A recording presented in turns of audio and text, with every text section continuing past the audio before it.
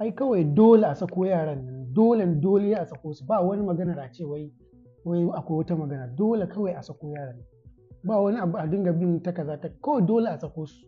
Da Allah in yanzu ne farkon zuwanka wannan channel nawa, ina so ka yi sharing, ka yi liking, ka yi following ɗina, sannan ka je ka yi subscribing na YouTube channel ɗina.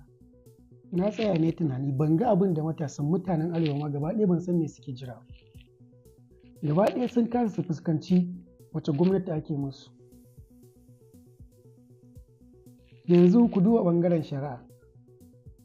Ko da a ce akwai shugabanni azzalumai, akwai kowa azzalumi ne, bai kamata a ce an samu alƙalai azzalumai. Amma ku duba alƙali da idansa ya ga wai waɗannan yaran wake nema ya yanke wa wannan hukunci, wanda wawa ma abinci suke, ta yin wa cikin su kai ko ana ba su abinci a inda aka kai su, ai ya kamata a ce ya san cewa 'ya'yan talakawa ne. Wai kuma yana magana cin amana ƙasa. Yanzu a Najeriya wani cin amana ne ba a yi ba, wace cin amana ne ba a yi ba.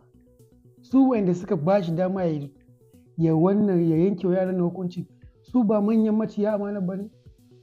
Me suka amfana wa ƙasar? Me suka amfana wa ƙasar? Ya kamata fa mutanen Arewa mu gane fa, Najeriya mu gane. Wannan barin wai muna cewa wai mun bar wai akwai ranar kiyama, akwai ranar ne, wallahi ba ganewa suke ba. Ku daina wannan maganar, ku daina wannan akwai ranar kiyama, ku fito.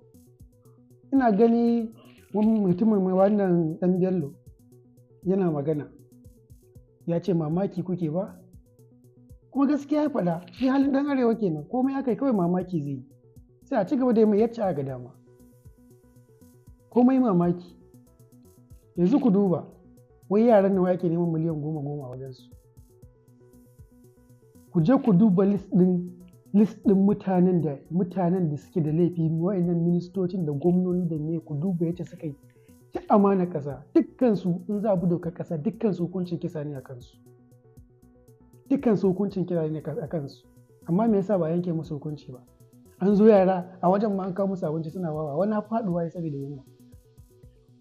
Har faɗuwa wani ya saboda yunwar abinci. Ko kuma wai aka wai mai ba shugaban ƙasa shawara ne kan ɓangaren menene ne ko wane ne shi? Wai ya zo yana cewa wai yana wasu maganganun banza. Yana wasu maganganun banza. Wai jama'a, kuma dai sai na duba wai duk matasan mu masu irin manyan social media da menene kullum abin da suke cewa da sun gama bayani sai su ce wai akwai Allah ko akwai ranar kiyama. Waye bai san akwai ranar kiyama ba, amma su wai bai san akwai wannan ba. Bai san akwai wannan ba. Wace ƙasa ce kuka gani ana zalunta suna cewa sai ran kiyama za a yi musu adalci? Sai kuwa Najeriya? Abin da suke so kawai a fito a yi. Idan ba su ba mu 'yancinmu ba, to mu karɓi 'yancinmu da kanmu. 2027 da ake cewa wayan ta zo, wai a lokacin za a karɓi 'yanci, wannan ma duk ni labari ne a wajena, saboda wanda za su saɗin shi ma dole in bai kasance a cikinsu ba, to ko da ce mun zaɓi matashi ko wani, haka za su yi ƙungiya su sanya za su tore shi. Bare da yawa kun san cewa ɓarayin ƙuri'a ne, ba wai ƙuri'a ake samu. Kawai sun yi ɗora wani kawai shi za su ɗora. To dole sai an yi juyin hali. Albani gaskiya ya faɗa, Malam Albani bai yi ƙarya ba, gaskiya ya faɗa. Gaskiya ya faɗa, inda kan Najeriya ne. Ya ce dole sai an yi juyin hali a Najeriya. Kuma da alamu ba ta ɓangaren 'yan siyasa ta ba. Dole idan mu ba mu tsaya ba, wallahi haka za mu tsaya, haka za a ƙare.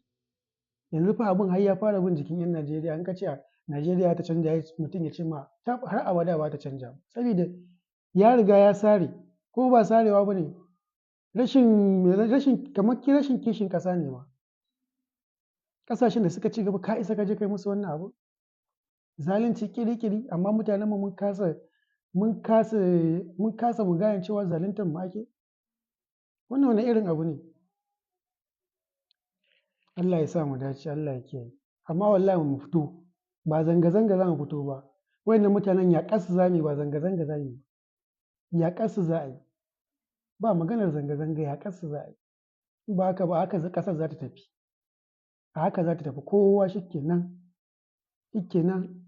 kai ka taso iyayenka sun taso a haka kai ma ka taso a haka 'ya'yanka su taso a haka a haka za a yi ta tafiya in dai ba a zo an canja wannan tsarin ba. Allah ya kiyaye.